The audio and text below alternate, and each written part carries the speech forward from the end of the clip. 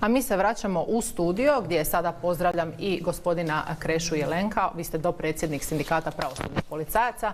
Razgovaramo o ovoj proširenoj upotrebi COVID potvrda koja se posebno odnosi i na pravosudne policajce gdje ste u nekom malo zapravo i čudnom odnosu. Znači, puno je ljudi u pravosudnom sustavu koji ne treba COVID potvrdu, a pravosudni policajci trebaju. Jučer smo svjedočili jednoj prosvjednoj šetnji, da tako kažemo, ispred zatvora u Remetincu. Kako je to izgledalo danas? Pa ne mogu reći da je to bila prosvjedna šetnja, nema transparenata, nema ništa. Ljudi su samo izrazili svoje nezadovoljstvo, ajmo reći diskriminacijom, jer smatraju da su diskriminirani.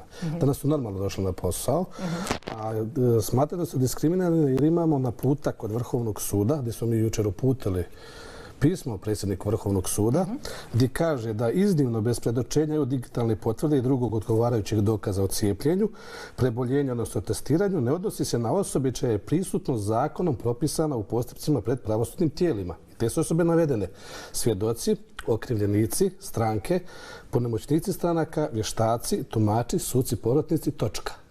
Dobro. Ispada da sud može bez suca, da može bez daktilografa i da može bez pravosudnog policajca. Mi smo to tako iščitali. Ja dajem za pravo ljudima koji su sačinjavali ovo da su oni mislili na nešto drugo.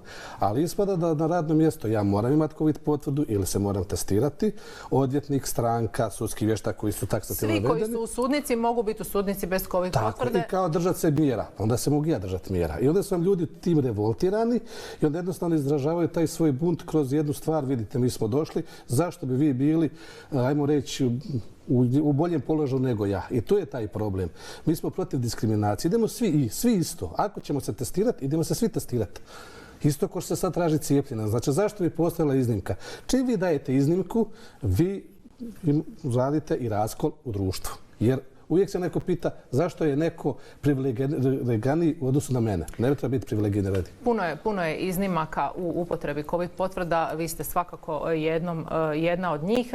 Jeste li možda komunicirali prema stožeru? Jeste li od njih tražili da na neki način riješe to pitanje? Prema stožeru još nismo, ali planiramo. Mi smo prvenstveno se reagirali prema, ajmo reći, našem poslodavcu, odnosno prema Vrhovnom sudu koji donosi, jer Ministarstvo pravosuđa ne može donijeti preporuke za sudove jer sudovi su neovisni. Mi smo reagirali prema predsjedniku Vrhovnog suda.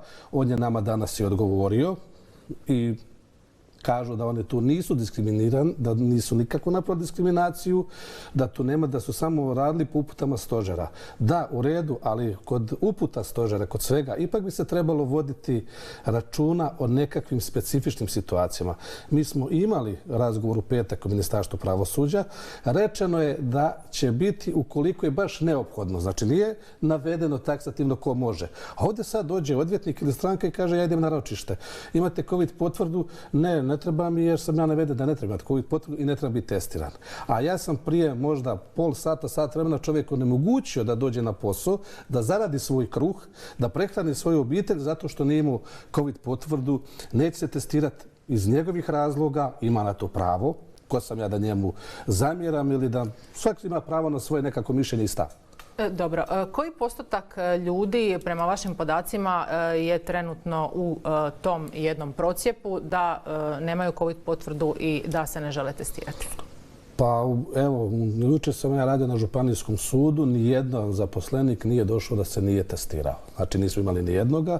Koliko imam informaciju sa terena, jako je mali postotak ljudi koji su odbili testiranje i da ima jako mali postotak, da je više postotak cijepljenih nego koji nisu cijepljeni, a velika većina je se cijepila, ajmo reći, unazad nekih 2 do 3 tjedna, jer tih imamo najveći. I tu imamo jednu situaciju da su neki sudovi prihvatili, ako ste se vi jučer cijepili, mi prihvaćamo tu potvrdu, ne trebate se testirati. Neki sudovi nisu. Ako imaju samo jednu dozu. Tako je. To ne bi trebalo biti tako. Vidite, mi postupamo po naputku čelnika pravosudnog tijela.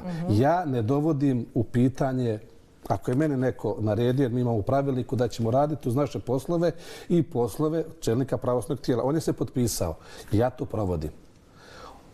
odgovornost. Zašto je to tako napravljeno? Jasno, nije na vama, nego onome ko to tako kaže. Pravosudni policajac mora, sve dok se ne naređiva kazneno djelo protiv zakona, nešto da radi, on mora postupiti sukladno naputku čelnika pravosudnog tijela ili Ministarstva pravosuđa. Konkretno, imate li podatke za Remetinec? Kakva je jutros tamo bila situacija? Danas su ljudi došli bez problema, prošli su testiranje, to je ono što sam vam rekao. Nije tu, ljudi sad žele prikazati, aha, pravosudni policajci dižu bunt, antivakseri su. Jučer je kolega lijepo to rekao, ja želim doći raditi, ali želim da sam jednak. Nemojte praviti od mene nejednakoga.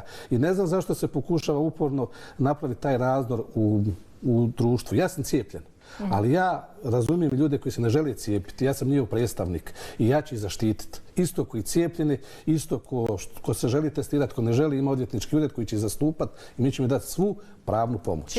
Činjenica je da cijepljenje nije obavezno i da je u ovome trenutku to prepušteno slobodnoj volji svakog pojedinca. Međutim, činjenica je da se na neki način uvođenjem COVID potvrda želi osigurati malo veća sigurnost. Ne može se sve zahvatiti, isto tako, ne može se baš sve ni testirati, ali zanimljiva je ta situacija u kojoj ste se vi našli, kažem, baš zbog toga što, ako uzmemo sliku sudnice, u toj prostoriji ne vrijede jednaka pravila za sve. Sad vi zamislite, daktilograf, sudac, pravosudni policajac, morate biti testirani. Morate imati COVID potvrdu. Pored vas sjede osoba lišena slobode, ne mora imati ništa. Odvjetnik nema, uglavnom imaju jer moraju obavljati druge poslove. Ali zašto je se napravila ta nejednakost? Zašto se išlo u tu nejednakost? I ovdje kad govorimo ne mora se cijepiti. Da, s ovim COVID potvrdama ljudi stječu dojam da se moramo cijepiti. Jer mi pričamo cijelo vrijeme, nama vlada govori kako je super cijepivo. A ja onda kažem, iako sam se cijepio, zašto vlada ne proglasi obavezno cijepljenje ili nam kaže zašto se ne može proglasiti obavezno cijepljenje. Isto koji stožer. Donesete danas mjeru, bit će uvođenje COVID potvrda i mi tek saznamo mjere u ponedjeljak popodne, a trebamo i primijeniti sutra. Zašto se čeka taj nekakav, ako vi danas donesete mjere, onda valjda i znate kako će se provoditi. Šta ćemo sad? Čarara, varala, ovog ćemo izuzeti, ovog nećemo izuzeti, ovog ćemo dati, ovog nećemo dati. I onda se pitaju zašto ljudi protestiraju. Pa protestiraju jer trebate biti vjerodostojni, stati jasno reći, gospodo, imamo to, ljudi umiru, ovu.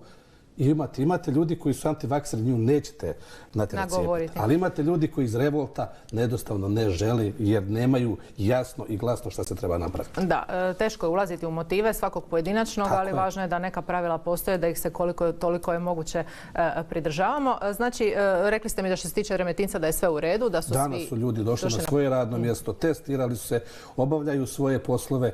Da li će oni kroz neko vrijeme, ako se ne promijene ove situacije, ako ne završi tad svaki drugi dan. Da, ali vidite, mi sad idemo kao sindikat pišemo, mi smo tražili od Vrhovnog suda da izmijeni to. Vrhovni sud je rekao da oni to postaje tako kakvo je, jer su se oni držali stožera, poslaćemo upiti stožeru. Kažem, naše ministarstvo je nas u petak pozvalo, mi smo rekli te neke nelogičnosti, ministarstvo je reklo mi ne donosimo, stožer donosi, neće to prihvatiti i mi razumijemo. Ali opet kažem, trebaju ljudima dati sve isto. Jer sa diskriminacijom, sa nejednakosti dovodite do toga da neko koji se misli testirati jednostavno kaže, sad neću.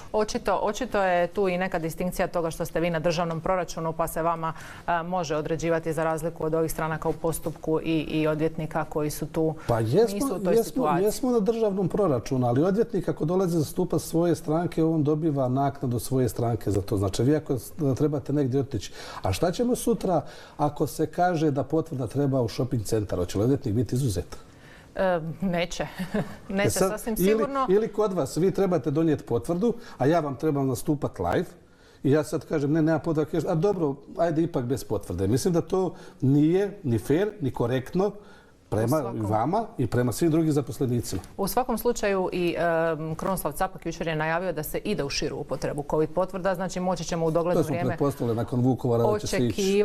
Očekivati da će se ona proširiti i da će se tu onda, barem u ovim dijelovima, izjednačiti. Zanima me, znači, što sad vi savjetujete kao sindikat svojim članovima ako se ne žele testirati, ne mogu doći na posao, ako ostanu kući, rekli ste da je jako malo takvih slučajeva, što oni mogu napraviti? Kako se zaštititi? Jer vidjeli smo iz zdravstvenog sustava da kako idu sljedeći koraci, da otkazi nisu nemogući. Pa nisu nemogući otkazi. Mi ne znamo šta će se tu desiti jer mi još čekamo odluku Ustavnog suda.